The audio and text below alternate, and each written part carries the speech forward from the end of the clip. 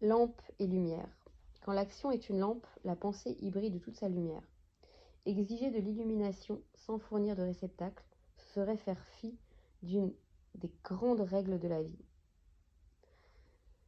Voici une question qui se pose fréquemment. Pourquoi donc formuler verbalement sa prière?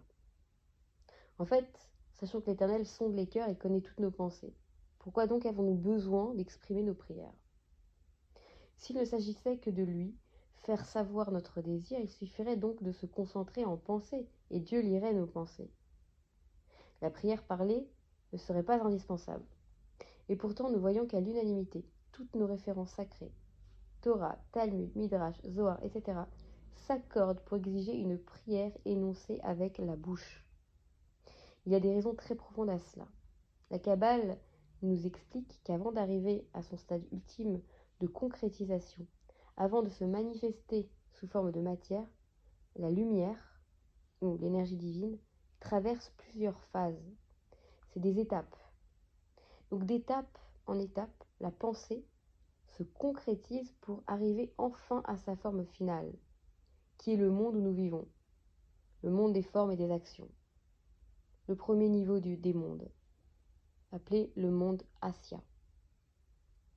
La matière sert à la fois de véhicule et d'écran pour la pensée créatrice, pour l'esprit qui s'y cache. La raison de ce voilage est de permettre à l'homme le libre choix de ses actions. Car si la présence divine était plus évidente, nul n'oserait s'opposer à elle. Nul ne pourrait se révolter et désobéir. Sauf que dans l'état actuel des choses, grâce justement aux écrans sous lesquels le Créateur voile son évidence, il est possible, au prix d'efforts, de le chercher et de le trouver. D'où provient mérite et récompense. Ou bien de refuser ses appels et de nier, malgré tous les indices. Pour circuler, nos idées ont besoin de véhicules, et ces véhicules, ce sont les mots. De même, pour pouvoir briller, la lumière a besoin de récipients, que l'on appelle la lampe. C'est la raison pour laquelle, si nous voulons être aidés de façon spirituelle ou matérielle, il est nécessaire au préalable de préparer un récipient concret, dans lequel viendra alors prendre place la bénédiction. Et ce récipient, c'est la parole. Ce sujet est un sujet à approfondir, évidemment. Mais lorsque le lecteur, l'auditeur, se rendra attentif, il notera combien ce passage nécessiterait d'être particulièrement approfondi.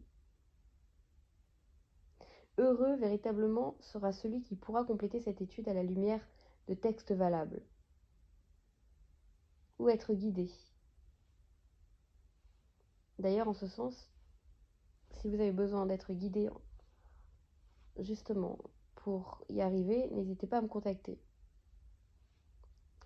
Ce qu'il faut retenir, c'est que la constitution générale du monde, celle de l'homme dans ses moindres détails, va venir suivre des infrastructures spirituelles très très précises.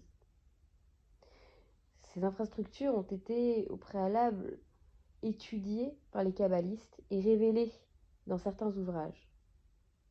En suivant fidèlement leurs instructions, nous arriverons alors à respecter l'ordre merveilleux que le Créateur a établi. Les sages enseignent que la prière doit être essentiellement verbale. Nous gagnerons alors beaucoup à mettre toutes nos forces pour suivre leurs conseils. Ceci dit, il existe parfois des cris silencieux tout autant que des prières muettes, et celles-ci ne sont pas des moindres. Elles se font avec les profondeurs de notre cœur.